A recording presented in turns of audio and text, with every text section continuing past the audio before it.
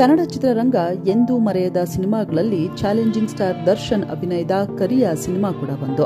ಅಂತಹ ಅದ್ಭುತ ಸಿನಿಮಾಕ್ಕೆ ಹಣ ಹಾಕಿದ್ದು ಆನೇಕಲ್ ಬಾಲರಾಜ್. ಬೇರೆ ಹೀರೋಗಳಿಗೆ ದುಡ್ಡು ಹಾಕಿ ಸಿನಿಮಾ ಮಾಡಿದ್ದ ನಿರ್ಮಾಪಕ ತನ್ನ ಮಗನಾದ ಸಂತೋಷ್ ಬಾಲರಾಜ್ರನ್ನ ಇಂಡಸ್ಟ್ರಿಗೆ ಕರೆತಂದಿದ್ರು.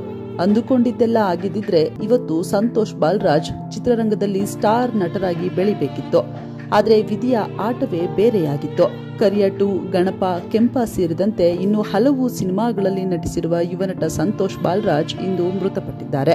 ನಟ ಸಂತೋಷ್ ಕೆಲ ದಿನಗಳಿಂದ ಜಾಂಡಿಸ್ನಿಂದ ಬಳಲುತ್ತಿದ್ದು ಬನಶಂಕರಿಯ ಸಾಗರ್ ಅಪೋಲೋ ಆಸ್ಪತ್ರೆಯಲ್ಲಿ ಚಿಕಿತ್ಸೆ ಪಡೆಯುತ್ತಿದ್ರು. ಕಳೆದ 2-3 ದಿನಗಳಿಂದ ಪರಿಸ್ಥಿತಿ ಗಂಭೀರವಾಗಿದ್ದು ಕೋಮಾಗೆ ಹೋಗಿದ್ರು. ಚಿತ್ರರಂಗದಲ್ಲಿ ಬೆಳಿಬೇಕು ಅಂದುಕೊಂಡಿದ್ದ ಸಂತೋಷ್ಗೆ ಕೇವಲ 38 ವರ್ಷ.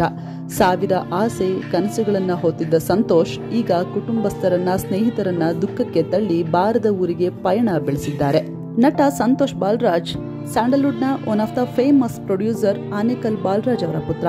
ಪ್ರೇಮ್ ನಿರ್ದೇಶನದ ಚಾಲೆಂಜಿಂಗ್ ಸ್ಟಾರ್ ದರ್ಶನ್ ನಟನೆಯ Kariya cinema super duper hit ಆಗಿತ್ತು. ಈ ಚಿತ್ರಕ್ಕೆ ಬಂಡವಾಳ ಹಾಕಿದವರು ಬೇರೆ ಯಾರೂ ಅಲ್ಲ, ಇದೇ ಆನೇಕಲ್ ಬಾಲರಾಜ್. ಕರಿಯ ಬಳಿಕ ಕೆಲ ಚಿತ್ರಗಳನ್ನ ಆನೇಕಲ್ ಬಾಲರಾಜ್ ನಿರ್ಮಿಸಿದ್ರು. ತಮ್ಮದೇ ಬ್ಯಾನರ್ ಮೂಲಕ ತಮ್ಮ ಪುತ್ರ ಸಂತೋಷನ್ನ ಕನ್ನಡ ಚಿತ್ರರಂಗಕ್ಕೆ ಪರಿಚಯಿಸಿದ್ರು. 2009ರಲ್ಲಿ ಕೆಂಪ ಸಿನಿಮಾ ಮೂಲಕ ಸಂತೋಷ್ ಬಾಲರಾಜ್ ಚಿತ್ರರಂಗಕ್ಕೆ ಎಂಟ್ರಿ ಕೊಟ್ಟಿದ್ರು. ಆದರೆ ಕೆಂಪ ಸಿನಿಮಾ ಅಷ್ಟೊಂದು ಸದ್ದು ಮಾಡಿರಲಿಲ್ಲ. ನಂತರ ಕರಿಯ 2, ಜನ್ಮ, ಗಣಪ ಸೇರಿದಂತೆ ಹಲವು ಸಿನಿಮಾಗಳಲ್ಲಿ ನಟಿಸಿದ್ರು. ಚಿತ್ರರಂಗದಲ್ಲಿ ಬೆಳಿಬೇಕು ಎಂದು ದೊಡ್ಡ ಕನಸು ಕಂಡಿದ್ರು. ಆದರೆ 3 ವರ್ಷಗಳ ಹಿಂದೆ ಸಂತೋಷ್ ತಂದೆ ಆನೇಕಲ್ ಬಾಲರಾಜ್ ನಿಧನ ಹೊಂದಿದ್ರು.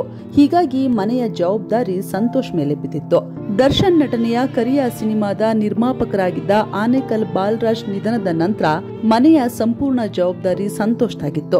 ತಾಯಿ ಹಾಗೂ ತಂಗಿಯ ಜವಾಬ್ದಾರಿ ಹೊತ್ತಿದ್ದ ಸಂತೋಷ್ ಮದುವೆ ಆಗ್ಬೇಕು ಅಂತ ಡಿಸೈಡ್ ಕೂಡ ಮಾಡ್ಕೊಂಡಿದ್ರು.